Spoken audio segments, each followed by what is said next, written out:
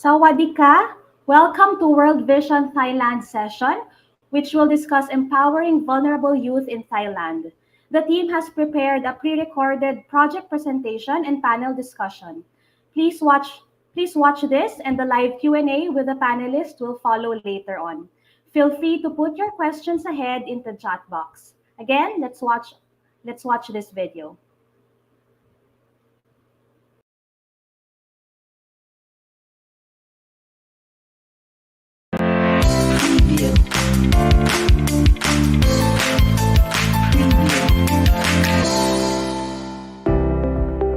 Sawadee ka. My name is Melissa and I am the Resource Development Director for World Vision Thailand. I am pleased to introduce you to our very own youth development program called Youth Impact Plus.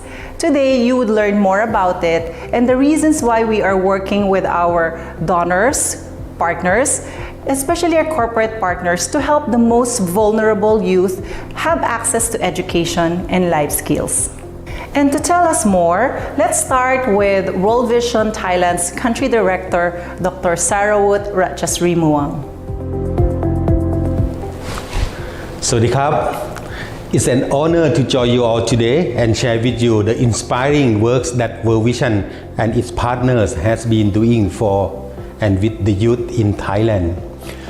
World Vision has been operating in Thailand for almost 50 years, partnering with different stakeholders and tackle the root causes of poverty, including access to education. Over the past 2 decades, our national government has made significant investments in education, including free schooling up to grade 9. But more progress is needed to increase access to quality education. Currently, there are about 1.3 million young people in the country that lack the skill and education they need for competitive employment. In addition to that, 1 in 4 adolescents aged 15 to 17 do not attend school due to poverty, and 15% of young people aged 15 to 24 have not been educated. Many of them live in rural areas with limited resources and infrastructure.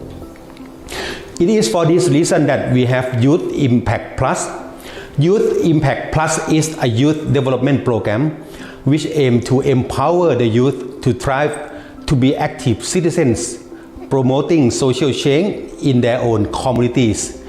It also aims to skill them to raise future entrepreneurs and future leaders in Thailand labor force. Youth Impact Plus has different approaches to gather the different pathways that the youth may take. We have soft skills development, vocational and entrepreneurial development for young people who would like to pursue their higher education. We also have bachelor degree program. Thank you to our supporters and corporate partners that including Jackyear Public Limited and City Foundation. We were able to complement the government's initiative, allowing us to impact over 40,000 youth at present.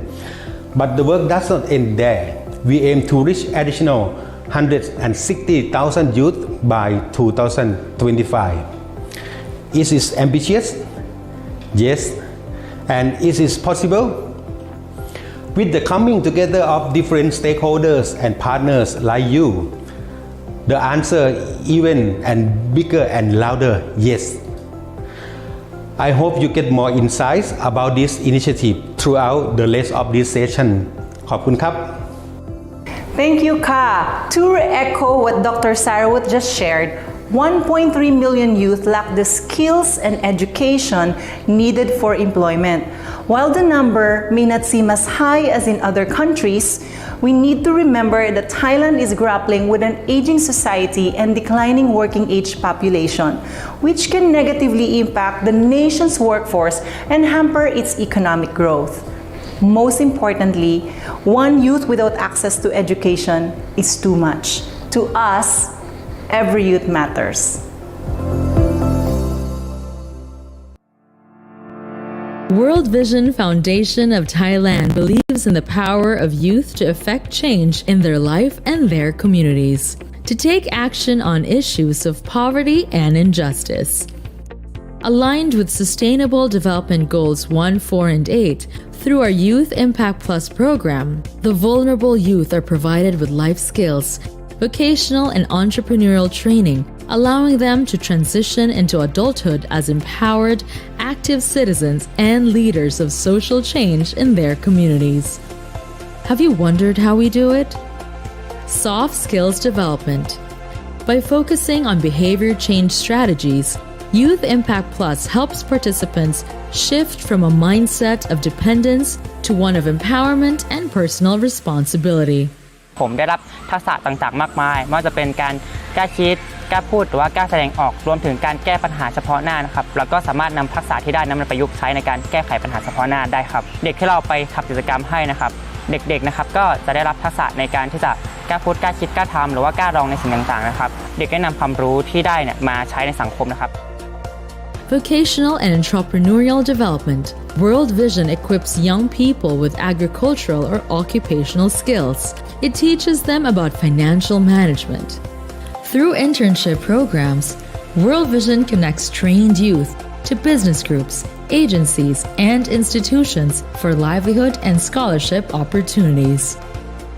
เลือกเรียนช่างเชื่อมครับโดยใช้แบบรับจ้างครับก็คือรับงานครับรับงานเข้ามาแล้วก็ทำให้ลูกค้ารับงานทำโค้งรถอีแตนแล้วก็ทำประตูรั้วเราก็สามารถหางานง่ายด้วยครับ Bachelor's Degree Program.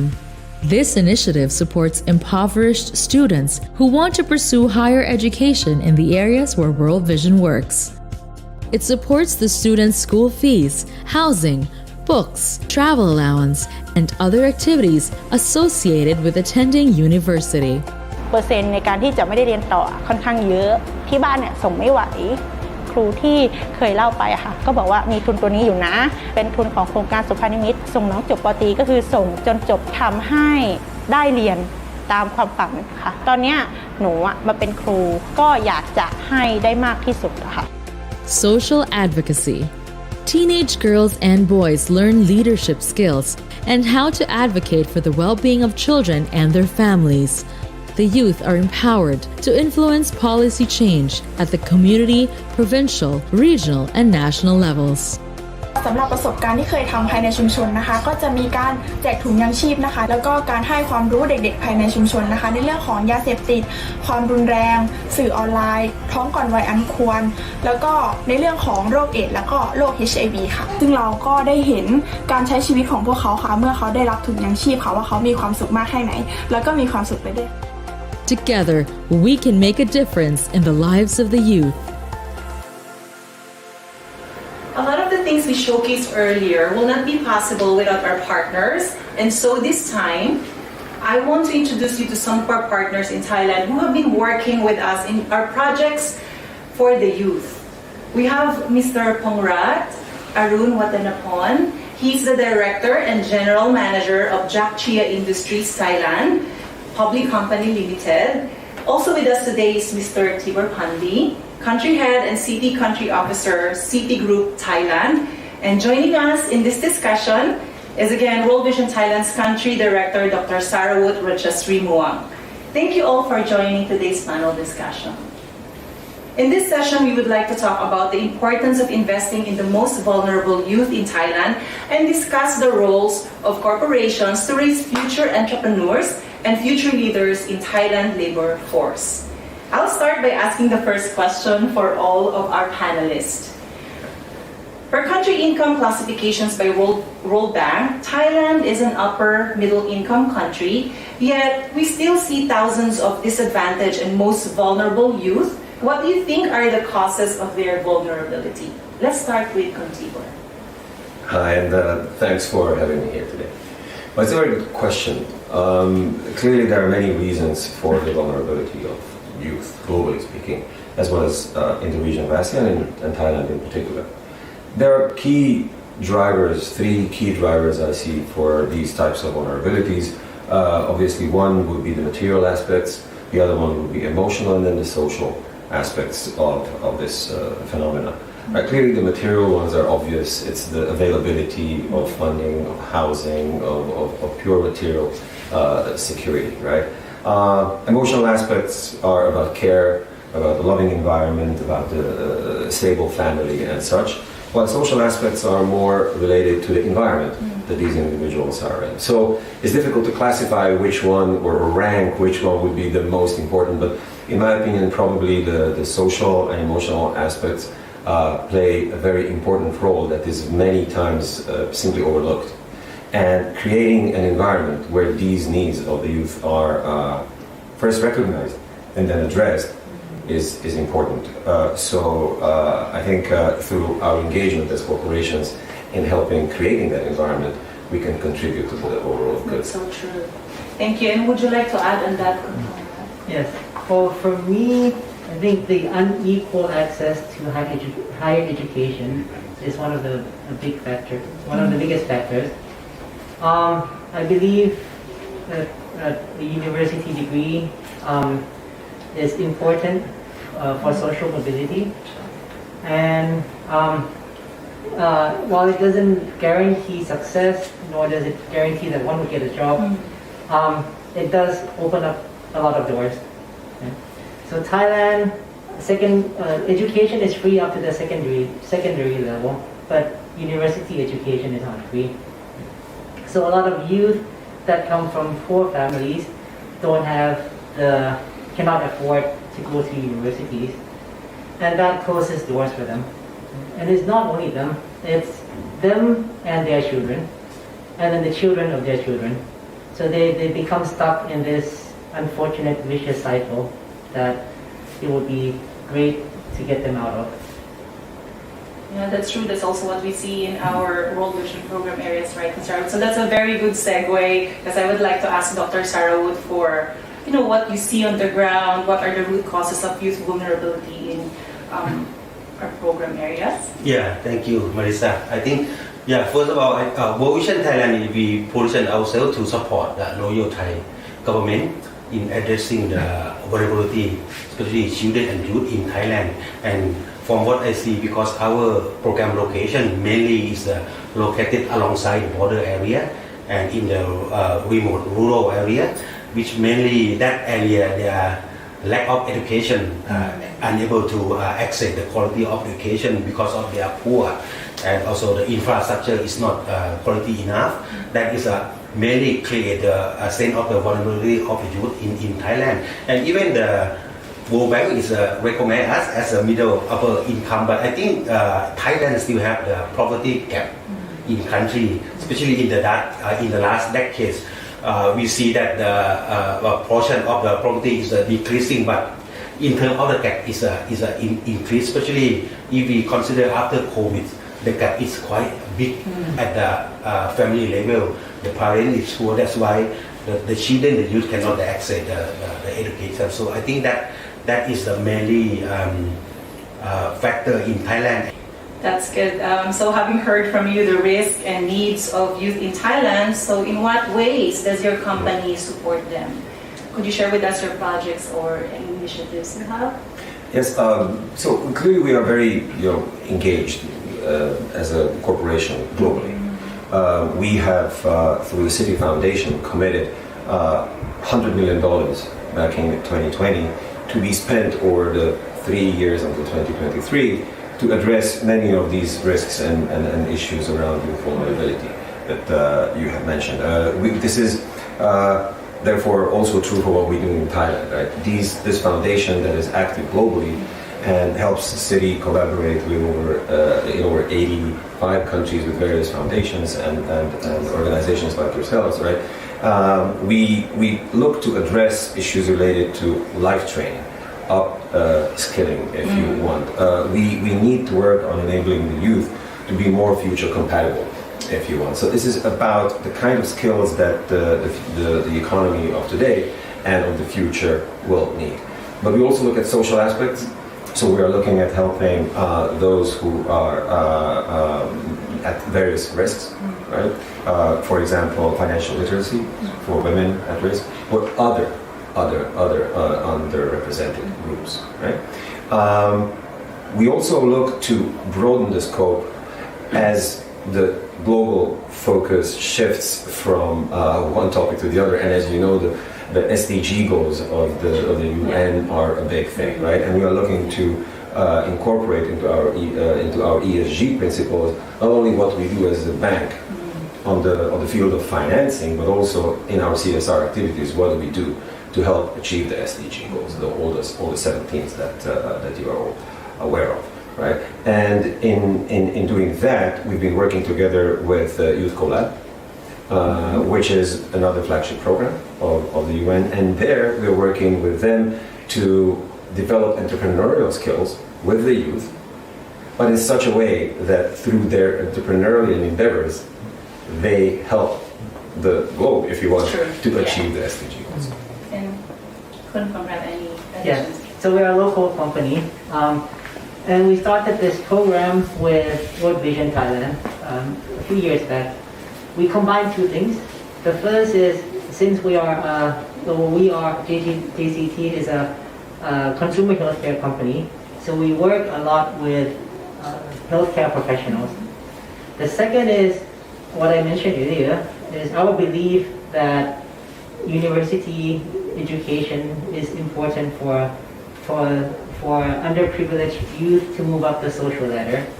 So we combine these two things to start this program where we provide scholarships to underprivileged kids or youth to pursue university degrees in the medical field. Right?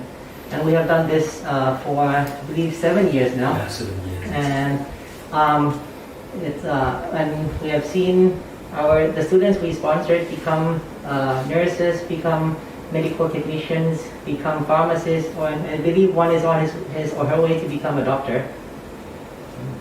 That's good. Thank you. Yeah, so we actually have an engagement with some of the students that you have supported or you've been supporting right now. So Pukut Sarah, with World Vision Thailand has been in partnership with, you've heard Kun Pongrat shared about what they do with us, their partnership with us. So you've been working with us for 7 years and then 5 years with City Foundation. Can you share with us the impact of these partnerships to your organization? Let me highlight on the first partnership with the City Foundation.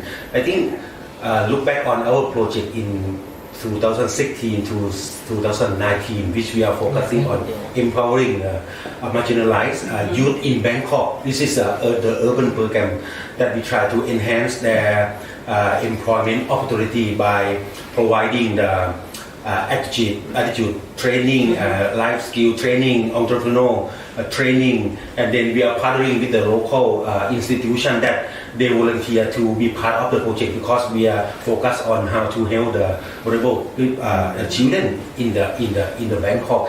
And at the end of the project, we can celebrate that a number of projects can be the startup. And the owner of the company and some of them hired by the company, and some of them is continuing in higher education. So that is very inspiring, and that I can say that kind of the impact that we help the people from the ground. And also for Jack here, as mentioned by Kun Pongrat, that we have the scholarship in the past 7 years. I think 10 of them right now is already graduate. Especially I visit one of the project in Wang Yai. She was the nurse, and she was our sponsor child, and then right now she can work like a healthcare professional in her own community. And when I engage with her, even with the youth from the city grant project, both of them have the similarity feedback to me that I can call impact, because they really appreciate how we help them have opportunity to work, and then they committed themselves to provide the opportunity for the others. So that is the thing that I can say that is the impact from this kind of partnership. Thank you so much. Yeah, so we were actually having a conversation earlier how the small seed of funding started with City. It's not small, actually, it's big. it's like planting seeds, because from that regional funding that they gave us, we were able to roll it out as well and across the country. And because of that, we have 42,000 young people that actually participated in our youth development program. So I was just sharing with them that earlier. So speaking of partnerships, there are about 2,500 nonprofit organizations, a lot, right, in Thailand, both local and international. What are the criteria your companies have in looking for your partners for CSR? So it's a tough choice, right? We obviously are trying to do the best we can with the resources we have at our disposal, and with all the needs that we see around ourselves, it's how should I say, it's not easy to find the right one. But having said that, what we and just for you to get a sense, right? So we receive globally hundreds of various applications and projects that through the City Foundation we need to sift through, and then we need to find those that would qualify. And when it comes down to Thailand from the globe, right, it would mostly boil down to a couple of projects a year. Now you may ask, so okay, but which ones or how do you choose? Sounds simple, although it's not. We would pretty much look for the kinds of projects and organizations like yourselves whose mission matches that of ours, right? Which is enabling economic progress and growth, increasing financial literacy, and addressing the needs of youth that is, as I said, underrepresented and needs support. Right? So whenever we see alignment of these strategic goals and the vision, we believe that we have, like in your case, found the right partner. Yeah, perfect match. Would you like to share? Yes. So, to add on that, finding a partner who shares similar values is important. So, with World Vision, we share that education is essential for the youth of Thailand, right? And also, another important criteria for us is the partner's ability to reach into local communities and work closely with them. And this World Vision has.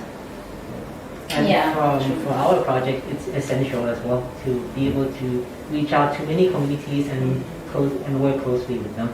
Yeah, so we definitely work with the communities, with the different stakeholders, local authorities, because without them, we won't be able to really do it, So,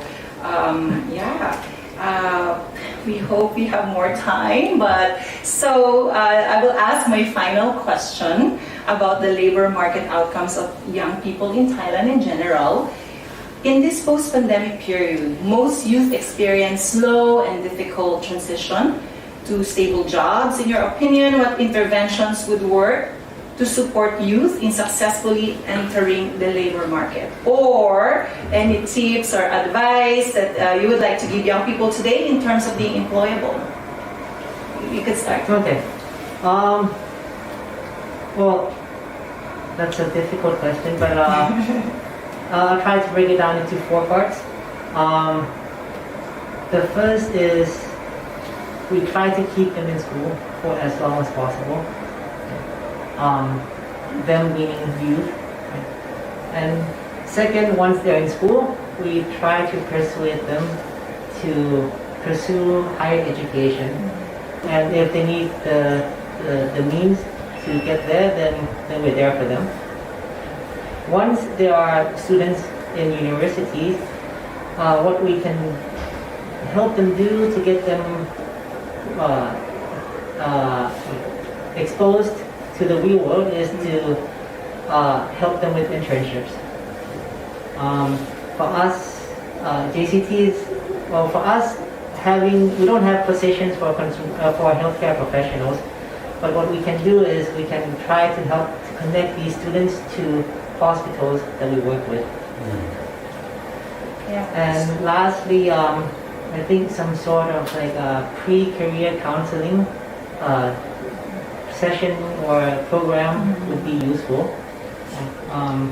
to get these soon-to-be graduates to know what to expect once they enter the real world, and to help groom them to understand that perseverance is important once you're working, and to instill a mindset for them that never stop learning.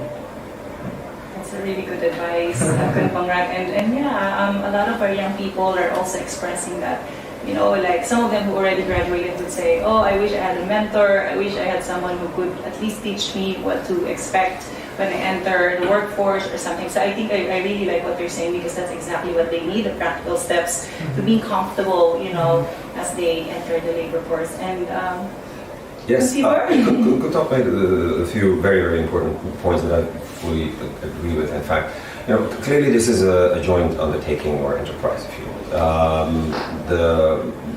The problem is there. It's well defined. We see it all.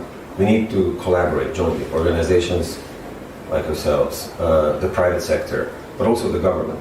There needs to be better communication in terms of just making those who are in need aware of these programs, or somehow attracting them into these programs, even if they're not aware of them, because, you know, given their situation, they may not be even aware that an opportunity exists. So that leakage needs to be addressed. To your point, you know, around education, I could not agree more. Right, that is the ultimate predictor of the, you know, democratic outcomes later on in any society. Right, so you need that kind of education. You need those people who actually consciously see the environment around themselves and can interpret it in such a way that then they later on bring responsible decisions for the society there, right? Another point is related to the quality of education, right? Clearly, you know, the Thai government and in general the governments in Asia have done a lot to improve the education, the system, and make it more competitive. But I think there is still room to grow. Yeah, true. In particular, when it comes to addressing the needs of the industries of the future. So, you know, curricula needs to be adapted dynamically or tailor-made so that they quickly produce what the industry needs. In particular for Thailand, with the S-curves and you know, Thailand 4.0 and the EEC and the rest. And I can speak from experience, when our clients come, they need talent, but they need it quickly, and they need the kind of talent that is specific to their business. So collaboration around that is extremely important to create then the pipeline of the right kind of workforce. So I hope that, you know, with what the little we do here, together with World Vision, I think it's going to help nudge this whole process in the right direction. Yeah, that's something that you could share to the youth in your program. And Conrad, I know you've seen a lot. You've talked to some of them. So any advice you would share with Actually, it's difficult because both of them already mentioned everything that I think we should pursue in terms of put the effort. I think for me, I think if I can mention, I think two pieces that we have to working on. That number one is the make sure that the youth, the children in the education, right? We're talking about a platform that everyone collaboration, not only the government, corporate sector, NGO. So we have to work together, focusing on what exactly the problem, the target group that we see. Because considering the statistic itself, PDI mentioned in Thailand, 14% of the youth are not education, no employment and no training. So this is the really focused target group that we need to work on the platform, how to address to them. And the other hand is as a father, as a dad, working with the individual youth is difficult, it's challenging. We need to understand, and it should different from what we grow as a adult now. So the youth in this season and in the past is different. I think working with the youth, we should focus in three areas. Number one, help them and let them to understand themselves by help them to try to identify themselves, what is their strength area, weakness area, the area that they can grow.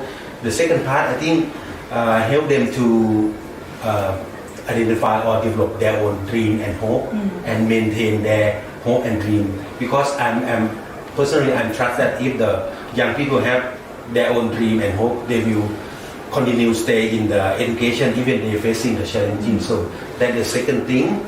The last one, I think we can think about the providing the soft skill or life skill for them, because they have to work with the other, work with their own friend, work with the elder person, so how they can develop their own life skill to be with the other, to have the empathy for the other. So I think that will be the three main things that I would recommend for the future work that we can work together. So it's identity, aspiration, and life skills. Yeah. Okay, thank you so much. This has been a very interesting and meaningful discussion. Again, we want to thank you for your partnership. I think we cannot thank you enough, you and the rest of our donors, because we see, we work on the ground, we see how much impact you folks are actually having in nonprofit organization like World Vision. And so let's continue working together to raise the new generation of future leaders, and thank you for your continued support. Thank you.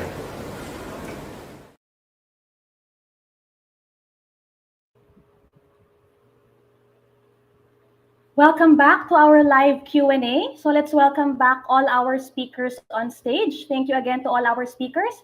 Mr. Pongrat, Director and General Manager of Jack Chia Industries Thailand Public Company Limited. We also have Mr. Tibor Pandi, Country Head of Citigroup Thailand, Dr. Sarah Wood, World Vision Thailand Country Director. So we encourage everyone to type in your questions in our Q&A box, and all our speakers will gladly answer them for you. So please put all the questions here. So we have one question here. I will read it first. So this is from Florence Joy. I will be reading the question. So often, big cities attract young people to move from rural areas for better livelihood opportunities. What do you think are ways to attract them to stay and contribute in developing rural communities?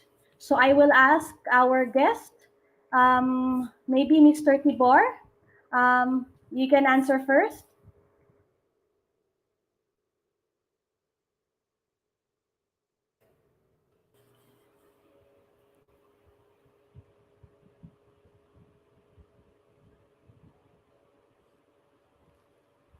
We're just having a few technical issues for Mr. Tibor.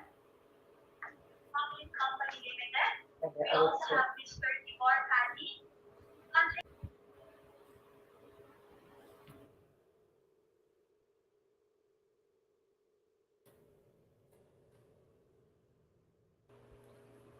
Mr. Tibor, would you like to answer first our question? Again, often big cities attract young people to move from rural areas for better livelihood opportunities. What do you think are ways to attract them to stay and contribute in developing rural communities? So this question is addressed to all our speakers. So while waiting, maybe Mr. Pongrat can...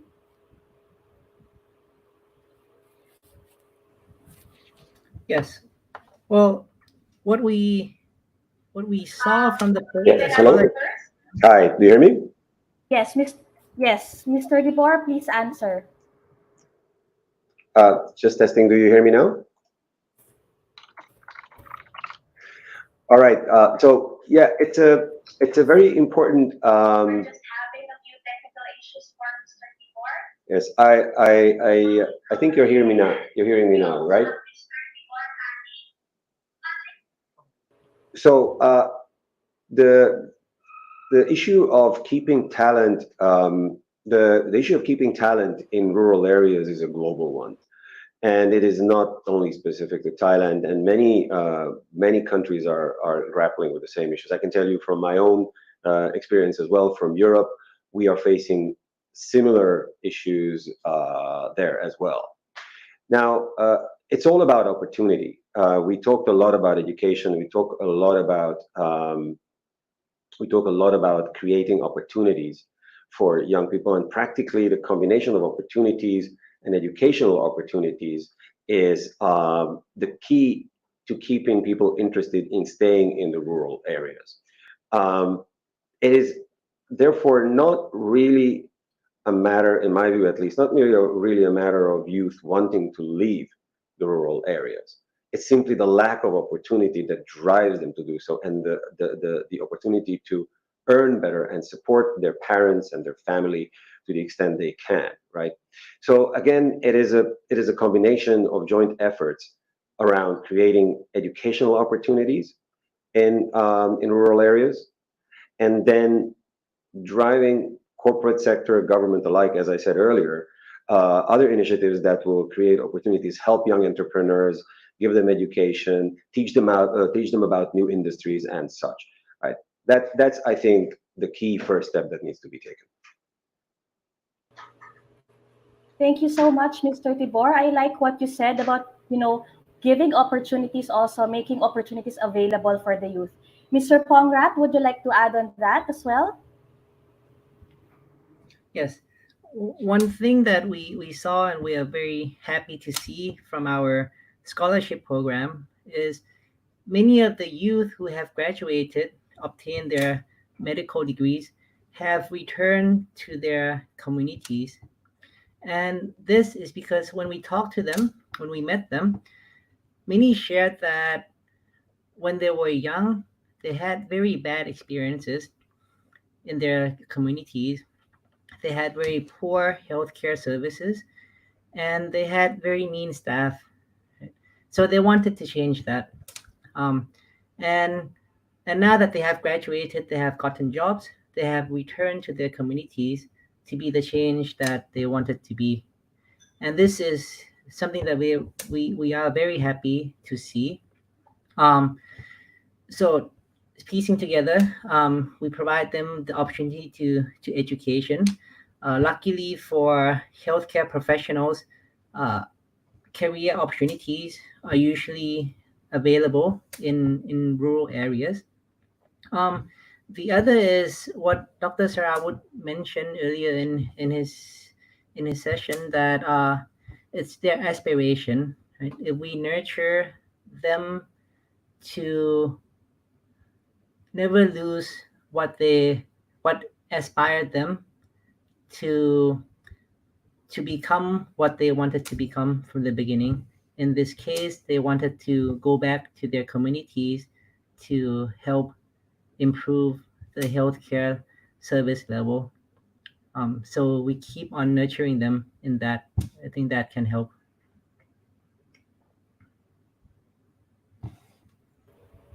Thank you so much, Mr. Pongrat. So we have another question here. So from the session a while ago, you mentioned about making sure that we align the skills of the youth to what the future jobs will require. So based on your specific industries, we are interested to ask what do you think are the skills important to you in hiring new employees, and how do you make sure that in all your projects these required skills are being highlighted? You mean you make sure that the skills required are being trained to all of these projects. Mr. Pongrat, you want to answer first? Well, answer that in two parts. For the industry that we are in, which is the sales and marketing of consumer healthcare products. Well, sorry. So for healthcare professionals, the skills haven't changed much. I guess that's a good thing, because healthcare services don't really change with times, right? So I don't think the youth have to be reskilled in such ways that they can fit into the workforce. But for our company, which is a sales and marketing company for consumer healthcare products, we don't look for particular skills. What we are very particular about, though, is the mindset of the people that join our company. The mindset that they never stop learning. They have to unlearn and relearn, right? Because in this digital age, the skills required changes very rapidly. So it's impossible to make sure that the skills they obtain in universities would be applicable when they join the company. Right? The important thing is they have the foundation and they have the mindset that they can learn new skills all the time. Thank you so much for that, Mr. Pongrat. Mr. Tibor, would you also like to answer that question, please?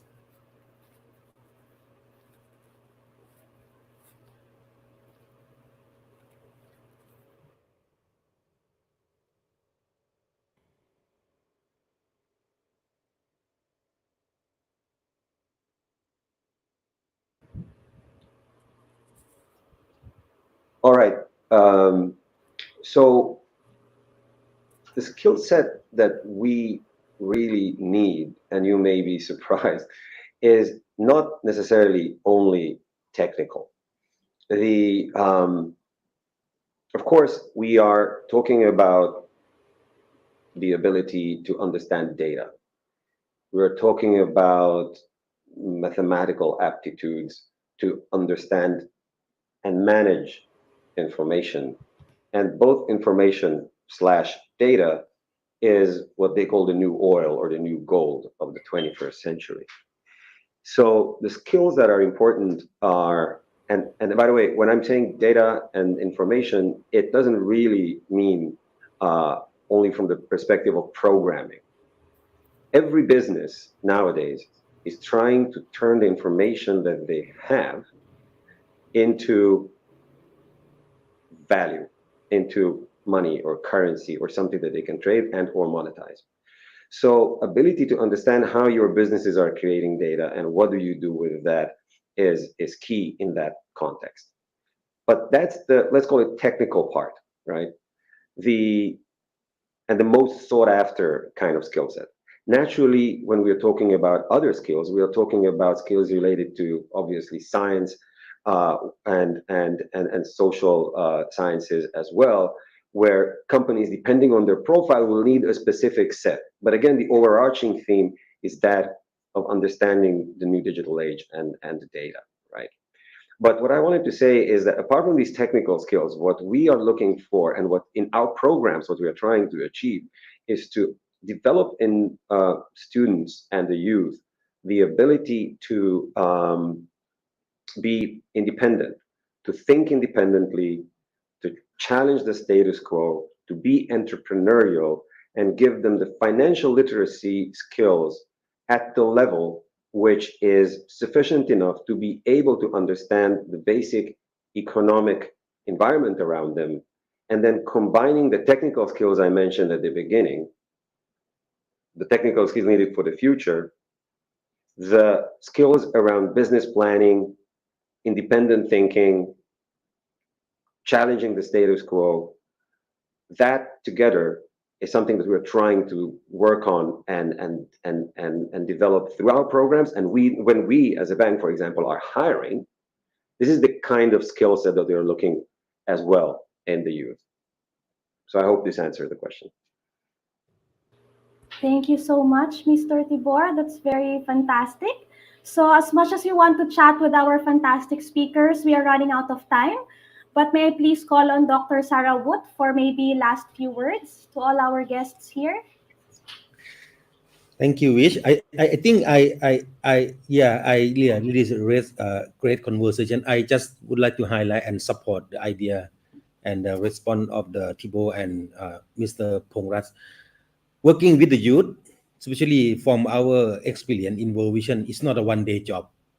It's not a one-man show job. It's a need the collaboration, and we may need to have the platform that we can invest more, because right now we already know that a big problem, especially after the COVID, is a bigger problem, especially the youth. They going up and they will become it's not good workforce in the future. So I think not addressing on the skill at a professional skill, but we need to address on the inside, especially the attitude, the mindset. For me, in World Vision, we are emphasis on how the youth can understand the other. We are talking about the empathy, that they can understand other and then they can work together and more collaboration and they can moving forward together. So that is the last thing that I would like to mention. So yeah, thank you. Thank you so much, Dr. Sarah Wood. So again, we thank you for all the partnerships and most especially for your dedication in ensuring that the youth, our future leaders, are well supported. Thanks again to all our participants. We would be more than happy to get in touch with you. So please drop us your contact information in the chat box.